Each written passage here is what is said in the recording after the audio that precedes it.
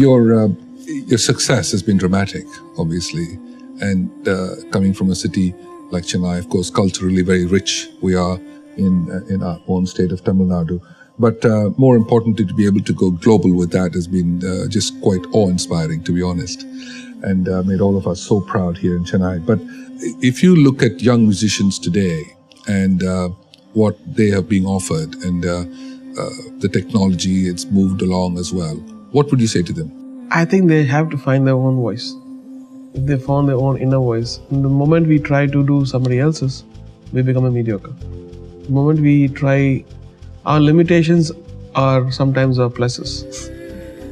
So sometimes that forces you to think in a way where there are many millions of ways to achieve a song, achieve greatness in art. So you find a different way. You don't have to. A classic example is Kumar Gandharva, the classical singer. He had a lung problem or something like that, so he couldn't sustain his notes. If you listen to his rendering, he would just make everything short. He wouldn't he will never sustain it because of his breathing problem. But that became a great style. You don't have to copy that because his limitation became a style of what he could amazingly do, and it was unique when he sang. And so I think all of us have limitations, and we should not think it's a limitation. So there's something else which is there, a plus within you, and then bring that out, and then you become totally different. What is your advice and motivation for young people who want to pursue a career in music? With what amount of knowledge and content does one break through? I feel first of all, you need to have a ear for music. Yeah. You need to love beautiful stuff. Then it becomes part of you. That's right. It's even whether in spirituality or music, it's the same thing. The more you start getting into something, and then it becomes you. And so if you're half-heartedly doing something and you don't give enough time, it's not worth it. But if you don't even think about sustenance, nothing, and then just go into it and become a master of it, people will come following you.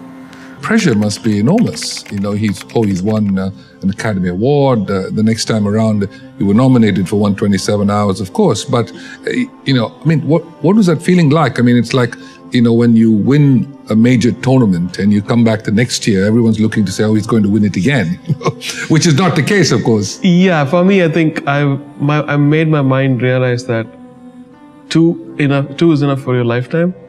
And if anything comes, it's a bonus. And so your mind is not thinking about awards, it's thinking about art.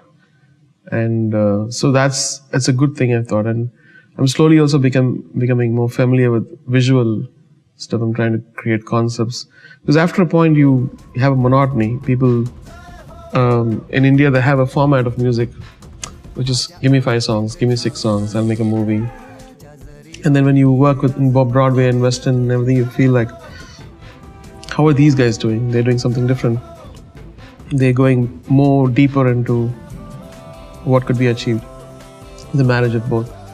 So that forced me and these long flights to LA from Dubai and Emirates, I'll be thinking of how do you take music to another sensibilities. And it is very challenging. You're putting a challenge on yourself and you're burdening yourself, but then I thought it'll be worth it. So I'm doing music videos now, it's not an easy thing, but it's keeping me engaged and I'm learning a lot. I think sometimes schedules, it's better not to say yes and make them wait and torture them. Right. That is my thing about even smaller movies. Because when I do a smaller movie, they have a limited budget, they're taking money for interest. Right. And if I have a Hollywood project or something and I go sit there, I can't take my sensibilities off and do something else which is very South Indian folk. Right. And it's really, really uncomfortable to do that.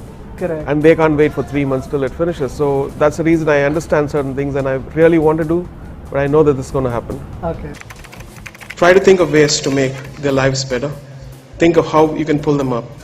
There is a hidden virtue in doing this because time and time again, when a society ignores the poor, they always perish eventually.